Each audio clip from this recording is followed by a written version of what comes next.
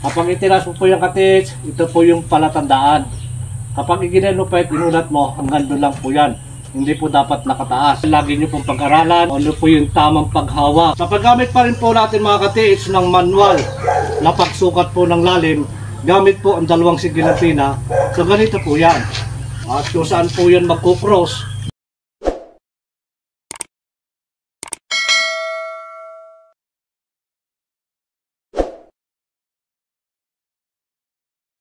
Isang mapagpalang araw po at magandang buhay sa ating pong mga kababayan, sa ating pong mga katits, sa nagsulok ng mundo. Kamusta kayo mga katits? At muli po mga kababayan, mga katits, ako po ay humihingi ng paumanhin nung mga nakaraang araw na hindi pa ako nakapag-upload sapagkat kinulang po tayo sa mga materyales na yung pong in-order ko ng mga sangkap para po doon sa ating mga locator na ginagawa. At maging doon po sa antina ay galing pa po sa ibang bansa. So ito po mga katits at dumating na. So tuloy-tuloy na rin po yung aking pag-upload at paggawa ng atin po mga locator. At ganoon na rin po sa atin po mga katits, mga kababayan na gustong pumuso, tumawag po sa akin, nandiyan na po yung kanilang mga pangalan. So antayin nyo lang mga katits at umasa po kayo na may papadala ko po yung inyong mga pinusuan. So mga kababayan, mga katits, meron po tayong i-demo rito. Ito po ay mula sa Surigao del Sur at Ilocos Norte at mula po sa NCR. Nandito po yung 6 na items na long range locator singilatina. At unahin po natin ito pong mula sa Surigao del Sur. Ito po ay long range locator singilatina na ito po ay napakaganda at napakarami ng dala. So ibig sabihin mga katits, ito pong dalawang singilatina ay magtuturo siya ng lokasyon kung saan lumalabas po yung aura ng gold.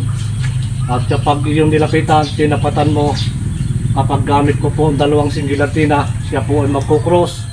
Kapag isa naman, siya po ay iikot. At may ipag-estimate din po ito ng lalim sa pamamagitan po ng manual at paggamit din po ng magnetic wire. So ito pa rin mga katits ay makapag-locate ng entrance tunnel, close tunnel, at ganoon na rin po ang sucker deposit. So hindi na po kayo gagamit dito ng Japanese one sapagkat kapag ito po kaliwa ay tinutok natin sa gitna ng palad, ginamit po natin itong singilatina sa taas. So may tuturo na po niya yung close tunnel kahit pa yan mga katits ay sarado sapagkat itinarado po ng mga hapon yan dahil loaded po yan at marami po nilagay dyan. So ito po yung kagandahan na kapag dalawang singilatina ay napakarami pa po niyang dala. At higit sa lahat mga katits, itong dalawang singilatina ay napakadaling gamitin. Mula pa rin po sa Surigao del Sur, ito po yung pinusuan, 2 pirasong singilatina. So mga kababayan, mga katits, meron po akong babala dito. Ito po yung ring na 24 carats gold na siya kung gagamitin bala dito po sa ating 2 singilatina. So kapag gagamit po kayo ng 2 singilatina, isa lamang po ang inyong babalahan at hindi po dapat 2. So wag niyo pong pagkasabay-sabayin yung gold, silver, platinum o diamond. Kapag magbabala kayo, dapat isa lamang po yan. At pagkatapos po ng isa, yun naman pong isa ang gusto mo ibala o yun po yung gusto mo hanapin, yun po yung ibabala. So isa lang po yung babalahan dito at hindi po dapat 2. Sa paggamit pa rin po ng long range locator, mga katis, mga kababayan, ito po ay huwag nyo lamang paabutin siya ng 5:30 ng hapon. So umaga, basta pagliwanag po yan at 5:30 ng hapon, hanggang doon lang po yung paggamit natin ng locator. So wag lang po yung nakasakay kayo sa bangka, nagagamit po kayo ng locator. Dapat permis lagi pong nakatungtong po yung pating paa sa lupa. So mga kababayan, mga katits, ito po yung Saudi Gold 18 carats na siya kung ating ilulocate. Gamit po ang 2 singilatina. Yeah. So ito yung kagandahan mga katits. Huwag nyo pa rin kakalimutan na ipahid pa rin po antina sa lupa para mas mapabilis po yung paghatak niya magtuturo agad dyan sa ating target. So sa pagtaas pa rin po niyan, dapat sabay po yan. Kapag itinaas mo po yung katits, ito po yung palatandaan. Kapag iginenupit, inulat mo, hanggang doon lang po yan. Hindi po dapat nakataas. So kapag itinaas mo po yan, tungo na konti, 45 degrees yung ating single antenna. So mga kababayan, lagi nyo pong pag-aralan kung ano po yung tamang paghawak, tamang pagtaas, at paano po natin papagagalawin yan. Sa pamamagitan po ng ating pulso, sa pamamagitan po ng ating kaisipan, at yung tinatawag na ground, na kapag tayo po ay nakatungtong sa lupa, tayo po yung ga-ground papunta po sa ating target. Kaya mahalaga po mga katits, na kapag ikaw ay maglulukit na, dapat fresh po yung kaisipan, nasa mood po. Yeah, mga katits, napakaganda po niyan. So ito pa rin mga kababayan, pag itinaas mo po ang dalawang single antenna, ayan, kaya katits, hihintay mo po yung paggalaw niya. Ayan, sa una po yan mabagal, hanggang pangalawa, pangatlo, mabilis na po yan. Ayan, kasi meron na po tayong ground. Ayan, lagi po tayo nakakonekta sa atin pong target. So ito po ay aking tatapatan. Ayan, pag tinapatan po ito, yan, yan pa rin po yan. Pag tinapatan po yan, yan, ganyan po yan, magkukros po yan. Ito yung kagandahan mga katits, na kapag dalawang single antenna, pag tinapatan mo, nasa tamang tinatapatan mo po yung aura ng gold. Na doon po siya sumisingaw, so dyan po magkukros. Sa paggamit pa rin po natin mga katits ng manual na pagsukat po ng lalim, gamit po ang dalawang single antenna. So ganito po yan. Una po yan, ito po yung detection. Estimate ko po yung lapad, gamit po ang aurometer, yung Japanese one. Kapag na-estimate mo na po yan, kung gaano po yung kalaki, tatandaan mo yan, gamit po ang dalawang single antenna. Yan. Pag nakapasok ka po mga katits sa loob yan, magkukross po yan. So alam mo na po yung boundary, na kung gaano po kalapad yung detection, yung hanggana sa tabihan. So kapag ginamit po yan, magkukross. Pag lumabas po tayo, maghihiwala yan. Huwag mo na po siyang patatagalin na nakapirmis ka, nakatindig dito po sa tapat. So kailangan, pag bumuka po yan, lumakad siya na ng dahan-dahan, na nakataas po itong dalawang single antenna.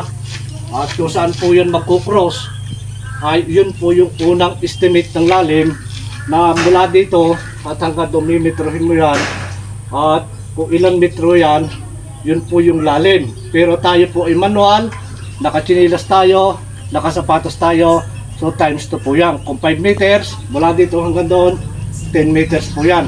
Pero sa paggamit pa rin po ng magnetic wire mga kababayan, wala na pong times 2 yan. So direktahan na po yan. Yun po yung kagandahan mga katits, sa paggamit po at pag-estimate ng lalim, gamit po ang dalawang single antenna. Dito pa rin mga katits, mga kababayan, wala pa rin po sa Ilocos Norte. Yung kanya pong pinusuhan ay 2 pirasong single antenna.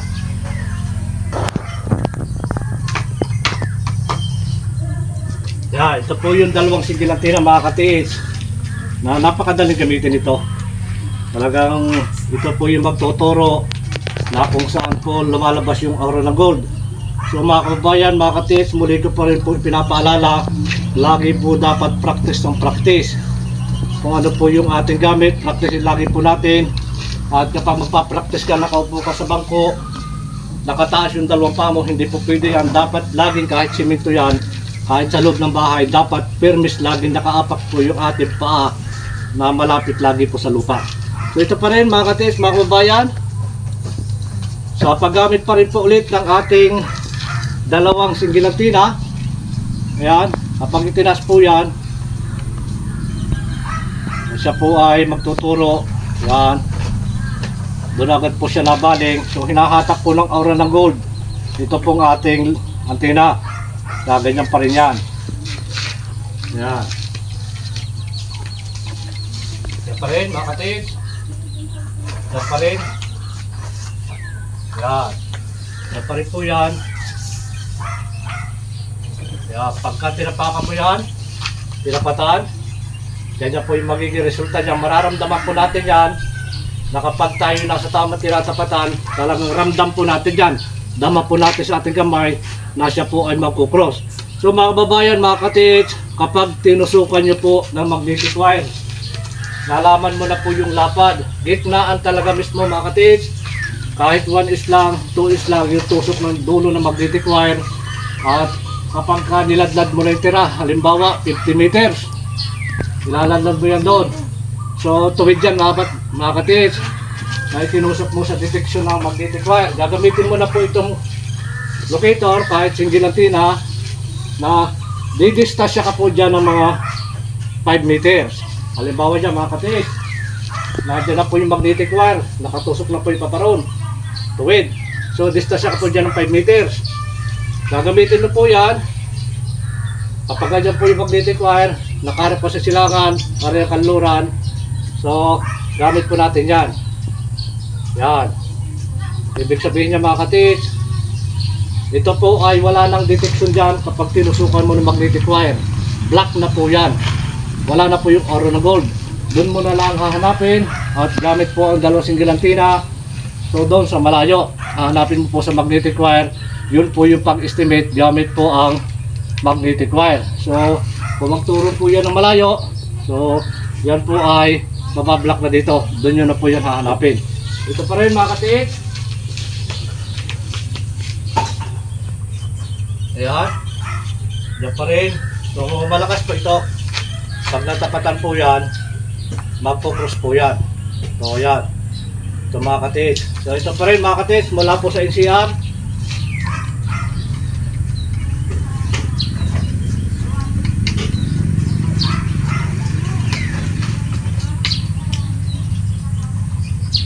Ingatan nyo lang mga katits na mabasa po yung ating antena ng ulan. Sapagkat papasukin po yan ng tubig. Kaya kakalawangin po yan. Ayan. So ito pa rin. Ito po mula sa NCR. Ito po yung kanyang pinusuan. Ito po ay 2 pirasong single antena. So yan mga katits. Bala-bala pa rin po ito. Ayan. Kung ano po yung ating babala, yung pa rin po yung ilulukit ng ating 2 single antenna. Dito pa rin, huwag pa rin kakalimutan yan, yung pagpahid po ng dulo ng antena sa lupa. So mga kababayan, mga katits, ang section po ng ating haba po ng ating antena, kapag iyan po ay pinahaba mo, una section, 1, 2, yan. Ito po ay pang-apat. 1, 2, 3, 4. Yan, 4 na section po yan. Ito pong ating antena. So wala po tayong makuha mahaba dahil yan po yung naroon na binibigay po ng atin pong inorderan. So mga kababayan, mga katits, ito pa rin. Yan.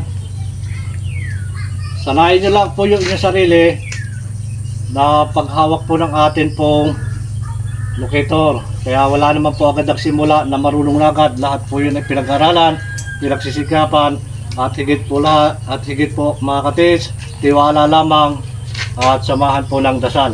So ito pa rin. Kapag ginamit mo po ang magnetic wire, inilaglag mo na ng papalayo. So ang ibinibigay ko po niyan mga katits, bakit 50 meters yung haba po ng magnetic wire.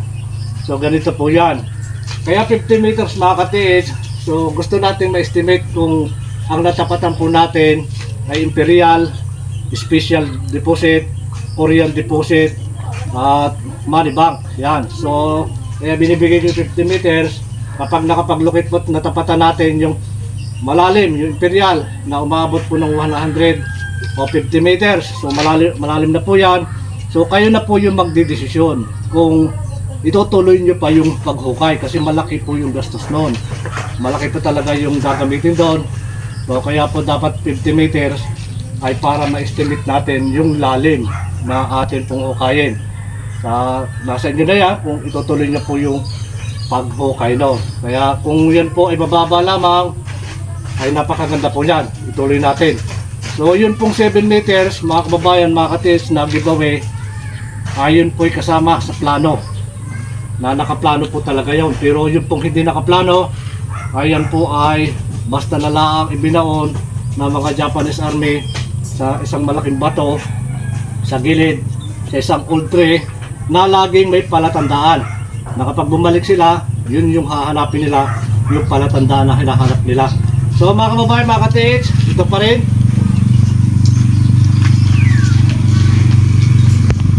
Tinapatan po yan. Diyan pa rin yan.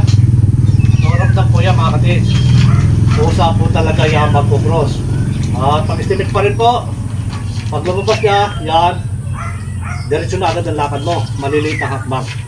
Pag nag-fix yan, so yun yung una estimate na i-metroin mo papunta doon at magta-times 2 ka dyan dahil manual yung paggamit mo. So mga kababayan, mga ka-TH, maraming salamat pong muli sa inyong lahat.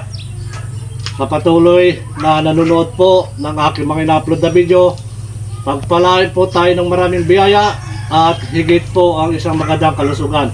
Maraming salamat mga ka-TH.